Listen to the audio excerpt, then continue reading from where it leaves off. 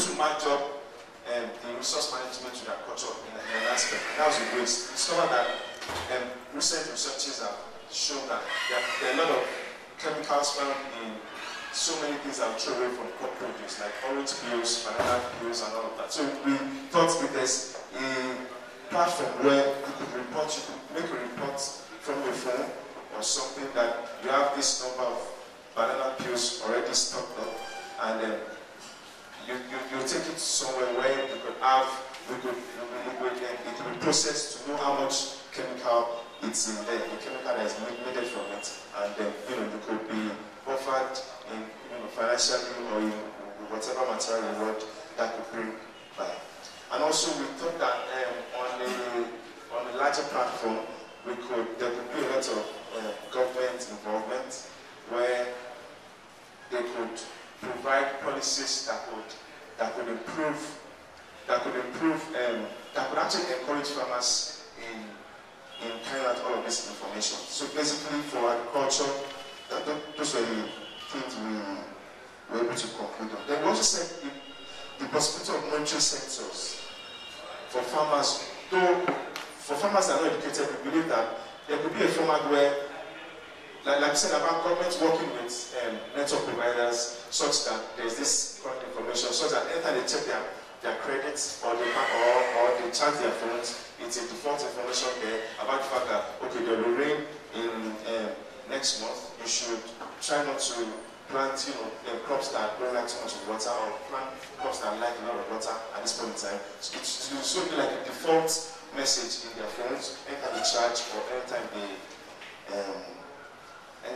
charge or anytime they check their credit. Otherwise, it could just be a regular SMS that could be sponsored by the government from Ministry of Meteorology or anything that could send it to them, and they just, they are not very smartphones, they check it and they see SMS and they're able to read and decode that this is it. We also thought about localization, very vital. As in information dissemination to those farmers should be in their dialect. In fact that, okay, even if it's going to be a web app, it should be something in their dialect. If you are going to Ibadan, farmers in Ibadan to pass information across, it must be Yoruba, whatever the platform we're trying to use. Okay, so basically, we also, just to end in agriculture, we talked about the strength of faith-based organizations in Nigeria, and how we could use them as an information disseminating agent to pass this message across to the local, to the rurals, and that could take the platform of the SMSs, of the alerts that we have earlier suggested. Okay, so like this, in conclusion, the mobile apps of submitting orange peels and all of that. That's what we did for agriculture. The other one was early warning and disaster preparedness. First of all, we took it from the top to the bottom. From the top, we talked about the government involvement. In fact, that okay, and we took real time and on the long run. First of all, in real time, like if there's evidence of disaster in a few hours, there should be an arrangement with governments and particular federal agents that is aware of this disaster to pass across information to those disaster-prone areas at that point in time. But on the long run, we talk of the fact that there should be like monitored sensors in particular areas, not just areas that are prone to disasters such as flooding or forestation or desertification, whatever the case might be. But if for example, for like in 6 months' time, with the rate at which the water level is rising, we project that in 3 months' time, there will be a lot of flooding around Sabo area. And that information is known in 6 months' time. So the public are told that, okay, even though you are living in Sabo area, please, in 2-3 months' time, try to think of a possibility of relocating for a period of 2-3 months of when we think that this flooding should rise up and then we come back. And that will be like a continuous information over 3-4 months before the issue arises.